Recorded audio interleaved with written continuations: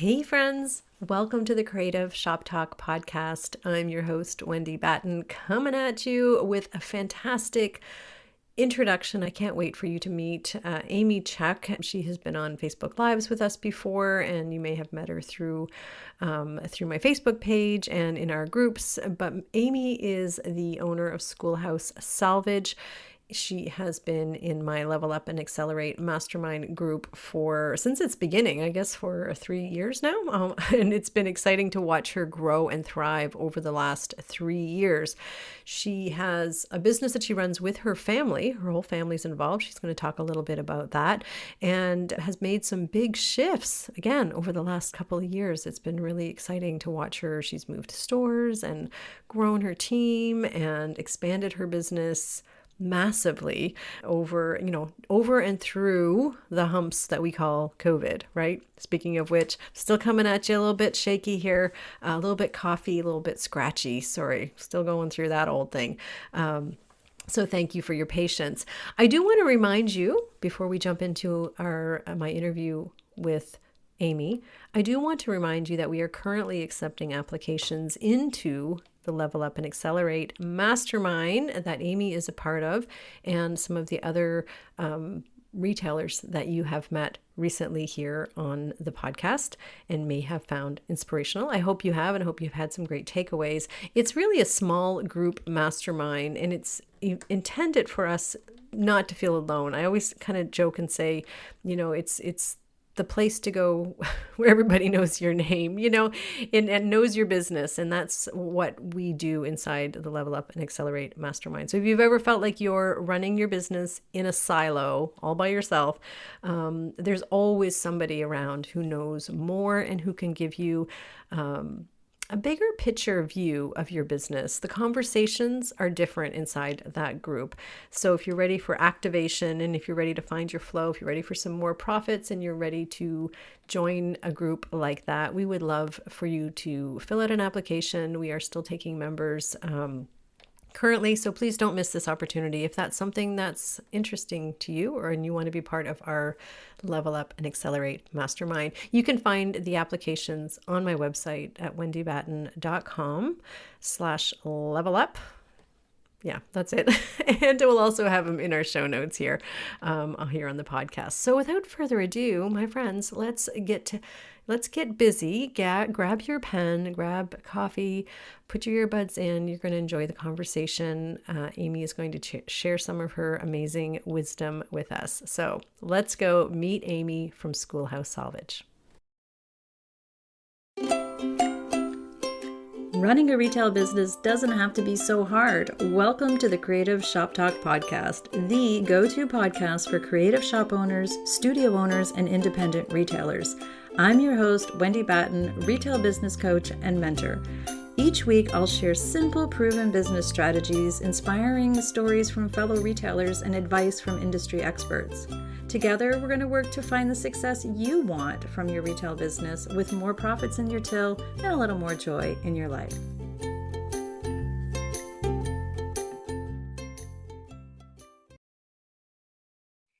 I am excited to have Amy here today and introduce you all. You're going to want to get your notepads out. No pressure, Amy. And want to get your notepads out. I already know Amy's going to share some big nuggets of her amazing wisdom. Welcome, Amy. Oh, well, thanks. I'm not sure about all that, but we'll see. No pressure. So tell us a little bit about your business journey. Tell us about your shop, where you're located, what you do, and how did you end up doing what you're doing? We'd love to know your background story. Oh, there's lots, I guess. Let's see. We started our business in 2012, and we are antique and vintage store outside of Cleveland. We've moved a couple times. We've just evolved over the course of the years we've been in business. We started as an heavy architectural salvage business in support of our historic rehab business that we also do consulting on historic projects. So our business started taking all of that heavy salvage doors, windows, moldings out of those buildings, warehousing them and selling them. And then over the course of what has to be now 10 years, we've just evolved with the market and our life and where our business has taken us into what we are now, which is a brick and mortar antique shop, 10,000 square feet, heavy in a vendor model where we have half the square footage devoted to vendors, half devoted to our own stock.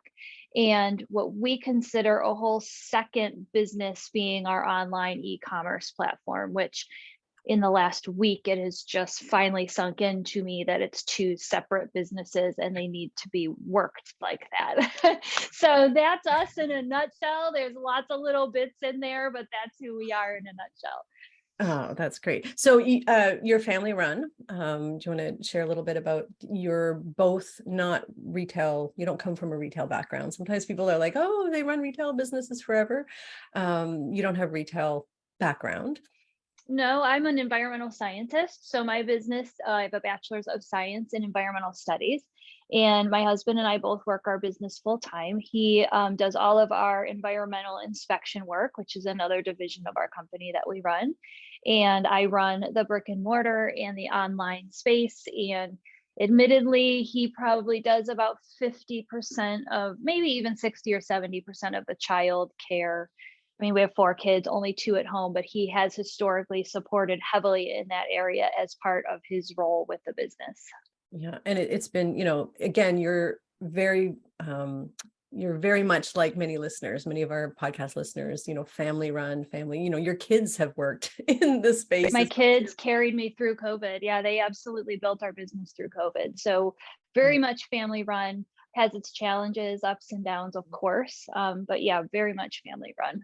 On the brick and mortar side, I know we've been working together for a while and with the brick and mortar, and I'm laughing because I feel like I've been telling everybody, it's like, those are 2 separate businesses. And it's so funny because it does take a while to sink in because it's the same, but different. What kind of percentage can you just share with the listeners? What would your percentages be roughly on brick and mortar revenue versus your online revenue or your e-commerce revenue? So it changes annually, and I almost feel like it changes seasonally, but most recently, I would say we saw an annual shift. This year, we are at probably 80% brick and mortar now and 10% online, which historically in the previous 3 years, it was probably flipped the other way, more heavily to e-commerce. So we're doubling down on our e-commerce because I really want it to be performing much better than it is, but it's very difficult to dedicate the resources equally to both is what I'm realizing. So I'm now plugging more people in where I need them to build them both at the same time. It's definitely 2 separate teams of people. Yeah, I totally agree. So let's talk about why your shift in sales. It's because you made a huge shift in your brick and mortar business model. Mhm. Can you speak a little bit to that shift that you've made? I mean, during COVID, you made some big changes. Obviously, your online was really good. You had a brick and mortar in one location and you jumped and shifted to a much different type of location. Can you share why you made the shift and what that looked like for you in your business? So going into COVID, we were positioned in a community that was very supportive of our brick and mortar. We saw a good bit of online traffic and foot traffic. We were positioned well to sell online, so we just hit the gas online once we needed to. And we did that solidly, I feel like, for 2.5 years. We really pushed online. I mean, we're family run, so we had no choice but to really just make money. Now, I will say we experienced a 7 times growth in our online platform. So for us, it was huge. It was life changing in the online space. And so we really thrived there. When we reopened the store, my husband likes to say that I trained my customers to shop online. And I did.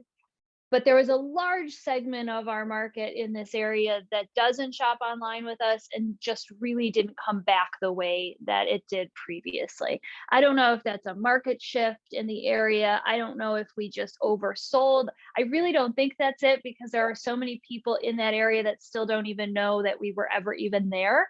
But the foot traffic did not support the rent structure and the operating expenses at that location. And as soon as we realized that, which is very quickly because we look at our numbers and we were seeing the writing on the wall, we were like, this is not coming back. And I can't wait for it to come back, because if you rely on your business to support a family of 6, you're very sensitive to what's coming and what you need to have coming. And if it's not coming, you need to make some changes very quickly. So we identified a couple of markets that we knew were would have the demographic we wanted, which was a higher income, and not no one, but they would be less susceptible to economic changes. Mhm. And we move very fast in our world here. So we decided we needed a place. We were always going to keep 2 stores, because it's really hard to let go of something that you've had and that you feel secure with. We Mhm. were always going to keep 2 stores, but we found reasonable rent in an amazing place. Mhm. And once we opened, we were like, whoa, this is gangbusters right out of the gate, and we can sustain it. And this is not something that we're going to put energy into up at our first location. So that's kind of the theory behind what we did. Yeah, and I mean, it's funny because you do move fast. So, and I mean, we work together.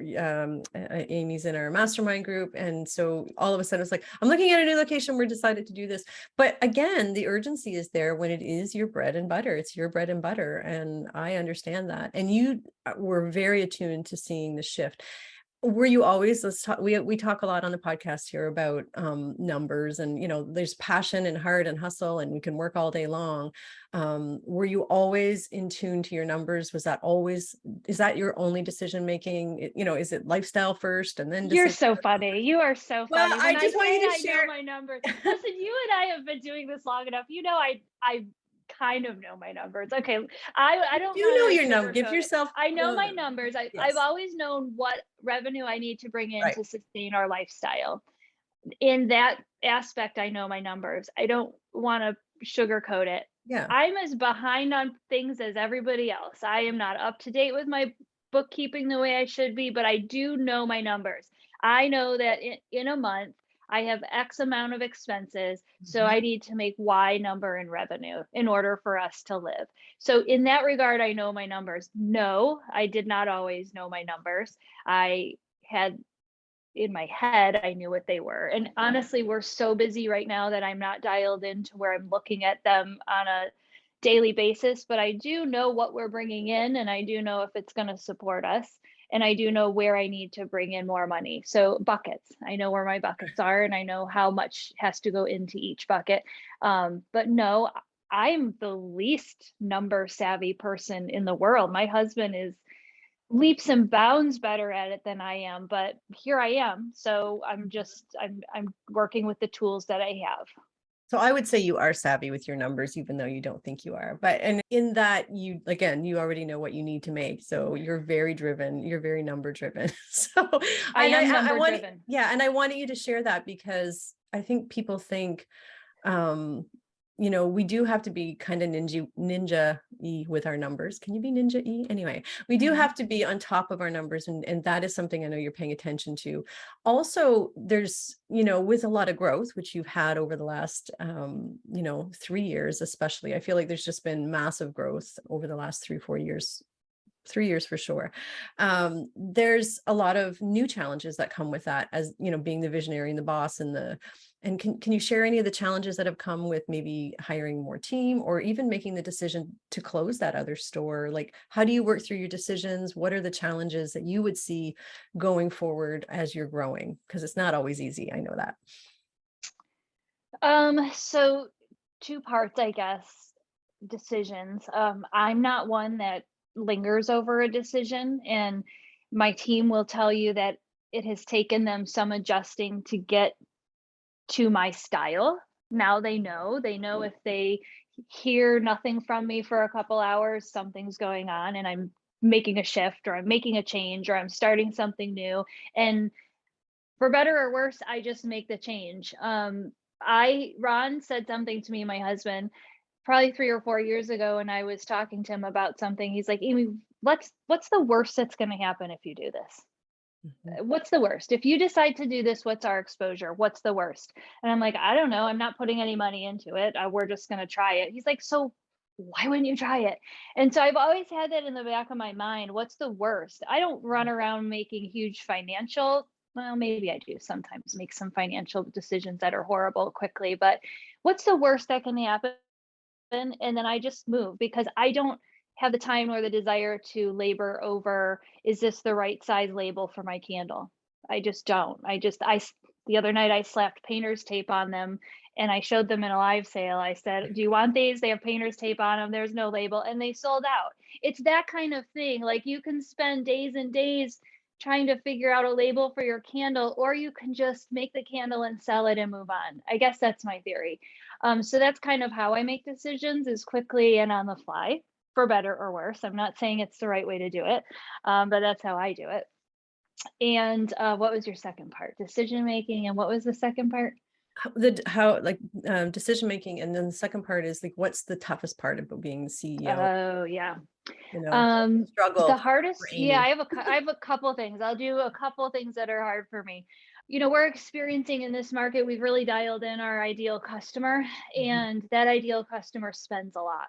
So new challenges to me are buying higher priced inventory because they like a higher quality product, and managing the big numbers. I mean, whereas maybe my vendor exposure in a month was $8,000 that I owed the vendors, it could be 60,000 now. So managing that stress, um, from bigger numbers and bigger, cash flow issues is a new challenge for me.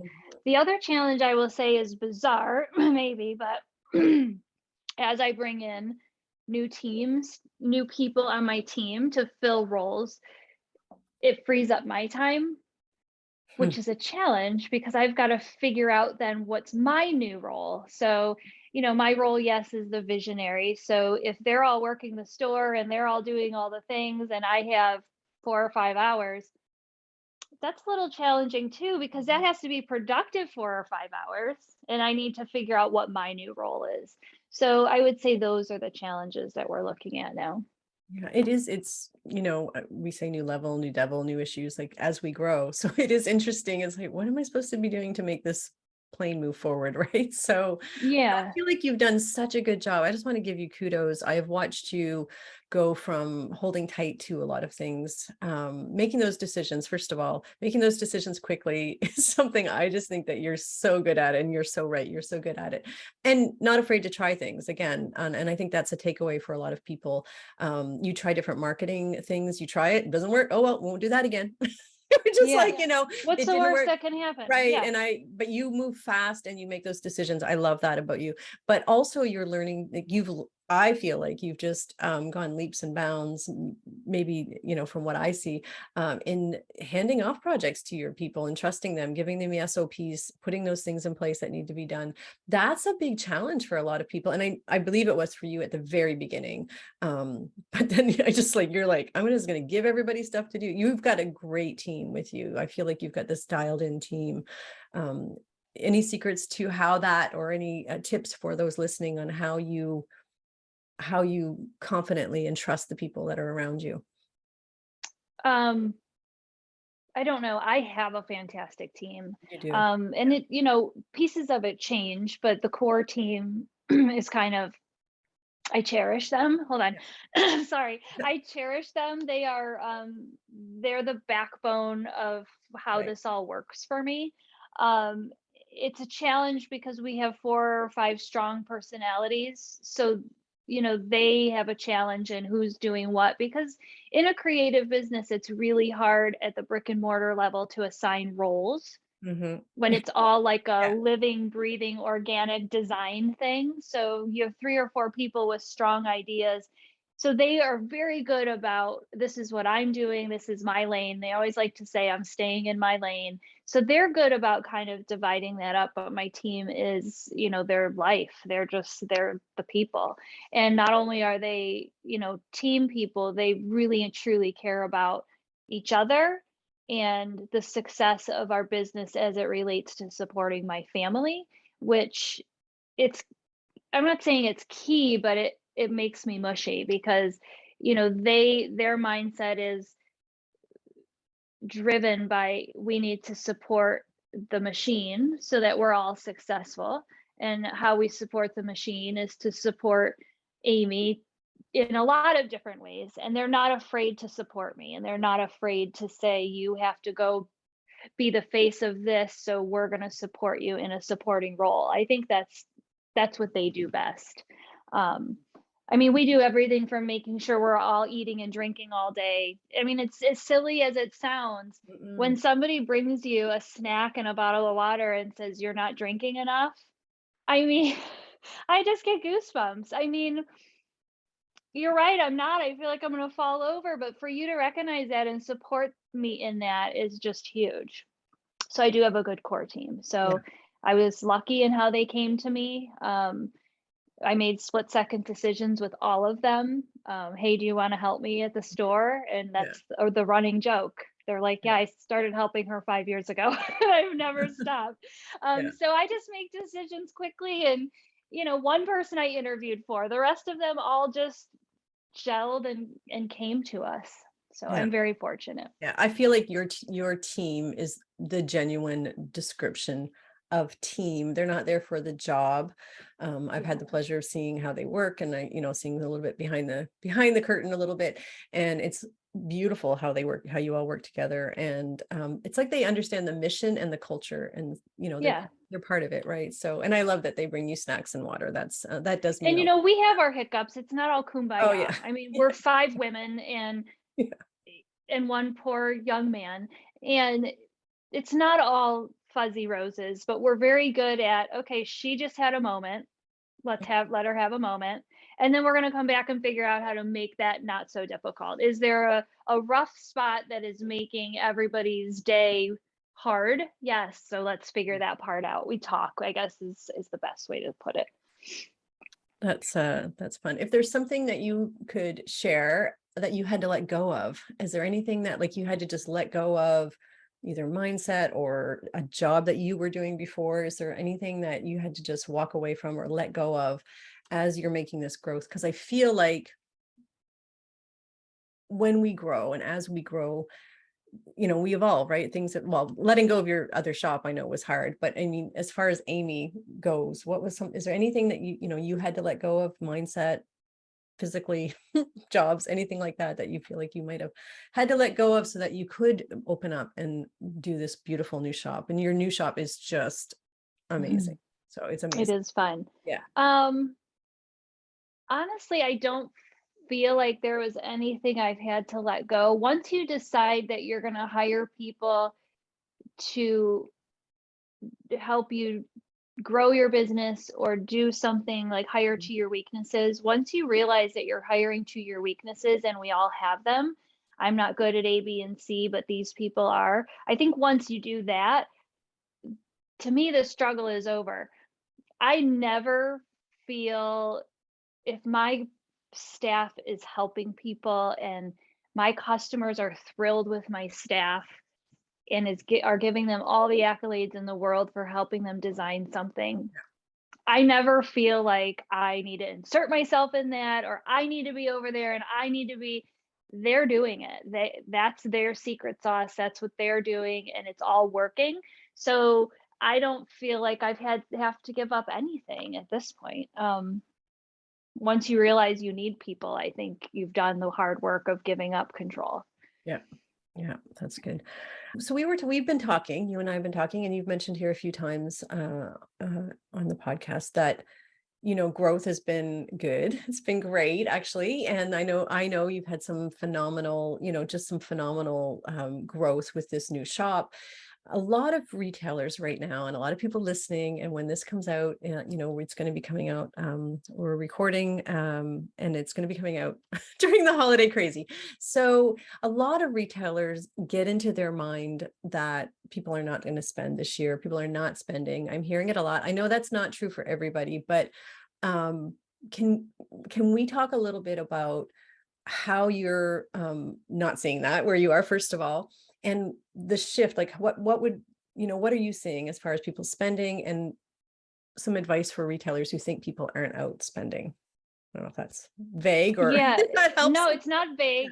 I think we all struggle with that. Yeah, If I'm being completely honest, I'm terrified on the daily yeah, that yeah, this growth and the support we've received in our new community is going to suddenly stop. I mean, every day I'm still going, okay, they're going to stop coming in the store. And I'm not sure I'll ever feel yeah. comfortable in that, because I think once you get comfortable in that, you stop doing all the things that you Mhm. need to. So Right. I feel terrified. I don't know what's going to happen in the winter. We're in Northeast Ohio. I don't know if it's going to be a blizzard and people are going to stop coming in. But if you dwell on that, you're doing no good for yourself. So, Mhm. yes, that's all uncertain, and it's good to kind of have it in the back of your mind. But what is certain is that right now, if you have a core group of people that are supporting you and shopping with you, then push the gas on that and serve them well, and then find more like that. Yeah. So, we're serving them well. We've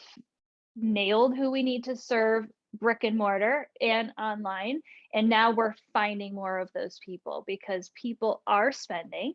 It is October 6th as we record this, and we are selling Christmas online, not in my store. I can't look at it in my store, but people are buying decor, Christmas items. They're hungry for it, they want it.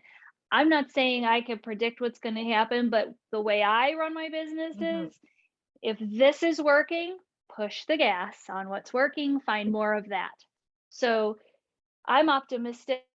Um, we've all weathered a ton of junk. So I'm not going to worry about who's buying what. I'm going to do what I know, and I'm going to do what makes me happy. We're doing things in the store. We're doing hand blown glass from a glass maker down the street, mainly because we love it and it makes us happy. And there's a low exposure. This is what I would say is, it's all pre-order. It's all low cost exposure. We can bring in these things that I'm not sinking thousands into inventory, because I can't stand sinking thousands into inventory that I can't immediately sell. That's my model. Buy it, sell it the next day. So I look for things that aren't going to be a huge exposure for me, high profit, and that I know I can move. And we pour all of our energy into making it fabulous and explaining to our customer that it's fabulous. Right. That's Well, how we and do it. you have a really good pulse on your customer. I mean, the move itself to the new location, which wasn't just around the corner, you've moved, communities a little bit. And really, I mean, you have your people nailed. Like when you talk about your own, and I don't mean nailed in a bad way. I mean that in a really, really good way. You do what loves. You're attracting people. It's a really great dynamic because sometimes it doesn't work when we just do things that we love, but you're so Right. energetic and your team is very energetic about these things, but you are also dialed into your people. We Um, listen that to our client- people that come in the store like crazy. We Mhm. spend a ton of time chatting with them. We ask them what they're looking for. And quite honestly, the things we're bringing in now are not 100% my style, but it is what the customers are wanting for their homes. Yeah. And we're learning to buy it, and we're learning to love it, and we're learning to sell it.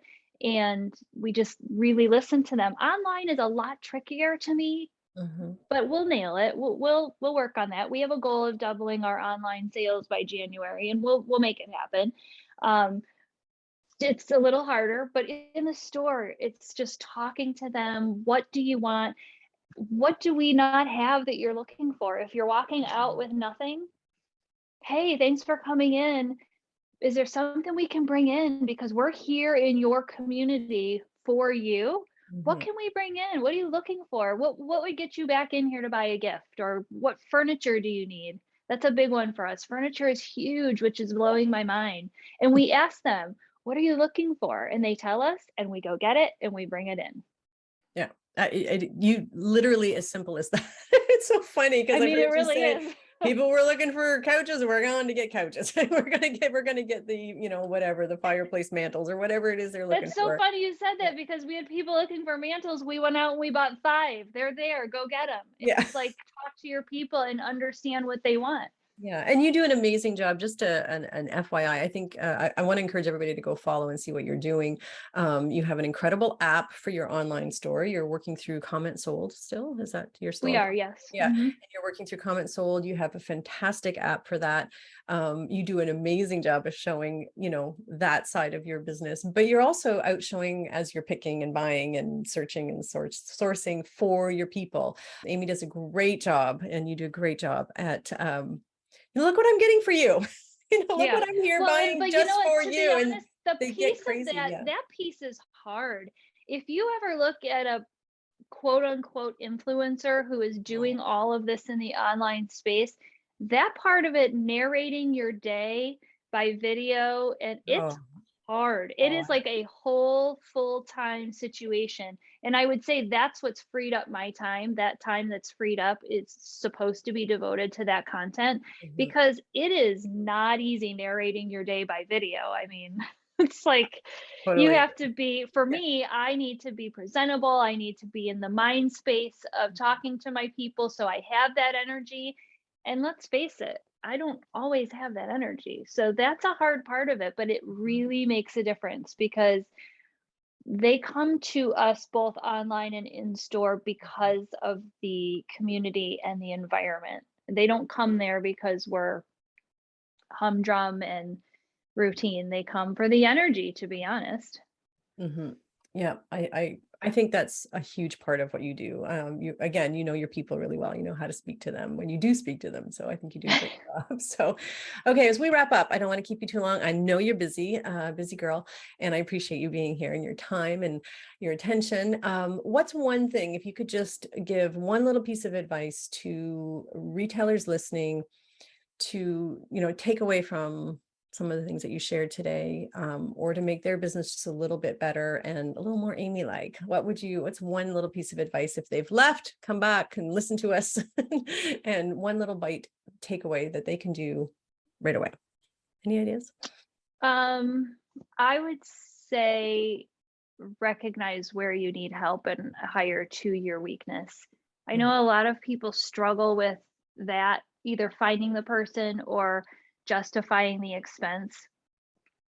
If you do the numbers and Mhm. you get somebody in there for X amount of hours to do something for you that will free you up to do something you want to do, I'm telling you, it's like the cost is not crazy. Sit down and look at your numbers and free yourself up to enjoy your life, to go get coffee, or to re energize yourself. So when you do have your customers come in, you're happy to see them and not exhausted. Because I was there, I was exhausted, I was so tired, and I didn't want to see anybody at my counter. And I remember Wendy and I talking, it was in a mastermind or something, and it just hit me. I'm like, oh my god, I work so hard to get people in the door, and then I'm so irritated they're in the door because I'm exhausted. Yeah. And that's a huge thing. So I would say hire to your weakness and put some effort into finding the right people. Well, one of the, I went through, I think a lot of us can recognize that happening. The last thing we want to do is we can't serve from an empty cup, which I know is like Mhm. kind of a blah saying, but if you're just burnt out, you're going to start to resent your business, your Mhm. customers, and that's not a healthy place to be, especially when you're trying to feed a family of 6, right? I mean, that's Yep. just like we want. So you do have the energy. I love that you have that, and it's a great piece of advice. What's next for Schoolhouse Salvage? What are you most excited about coming up, either this season or in the next year? Anything you want to share with us as we wrap up? Um, I have been trying for year after year to do like a massive buying container situation. When we were live in Miami, I think, was not in Miami. Where were we? Orlando. We were in And Orlando. you Yeah. had said Yeah. something. What was the big thing that will shift your business, and write it down? How many years ago was that? Mine was 2019. a Yeah. buying trip Yeah. and a container trip. That is still on my list. I think it will be a huge thing for our customers and for me personally. So I still want to do that. So hopefully that will happen in the next year or two. And then we're just really going to try and enjoy. We're going to try not to always be looking for the next big growth opportunity or the next big thing. We're going to enjoy where we're at, and we're going to serve our people, and I'm going to try not to make my staff crazy. Refinement has its benefits, right? Like refining what you're doing and just keep enhancing it, but changing all Mhm. the time isn't always good. But I'll be curious to see if we can keep that goal. So I'm picturing like we've got a new warehouse with the 18. You stop it. I'm totally We've gonna got I'm gonna eight. sit We've got here and enjoy it. so I'll be curious to see that. And you do, I want to give you hats off, and you do enjoy. I love seeing, you share a lot with your customers enjoy too. Like you go to hockey with, with your son, and, you travel with your daughter. So it's wonderful that your daughters to see that. So it's wonderful fun. So thank you so much, Amy, for being here and sharing all your Amy wisdom with us today. It's been a great pleasure. We'll make sure that we have your links, and we'll send everybody. Where's the best place? Want us to send them to your website, Facebook, Yeah, send them Instagram? over to shopschoolhousesalvage.com. That's the best place to see what we're doing online. And then Instagram is really where we're hitting the gas. So join us in stories on Instagram. It's a lot of fun. But yeah, thanks for letting me share my nonsense. I don't think I'd call it wisdom. I'd call it nonsense. But Oh, if you got well, a nugget, then there you go. Amy's nonsense is always good nonsense. So thank you, my friend. We'll be sure to have all those links on here for you, for everyone as well too. So thanks for your time today. Thank you.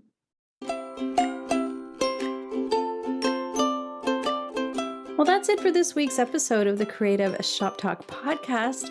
I'm so glad that you were here to join us this week, and I hope you found value in what we're sharing here. I want to remind you that our website has all of the show notes. You can find it at wendybatten.com/podcast. Everything that you need to hear about today's podcast is there. Also an opportunity if you need to reach out to me. If I can support you in any way whatsoever, please feel free to reach out.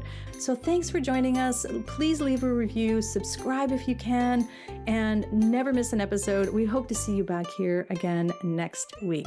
Thanks, my friend. Have a great week.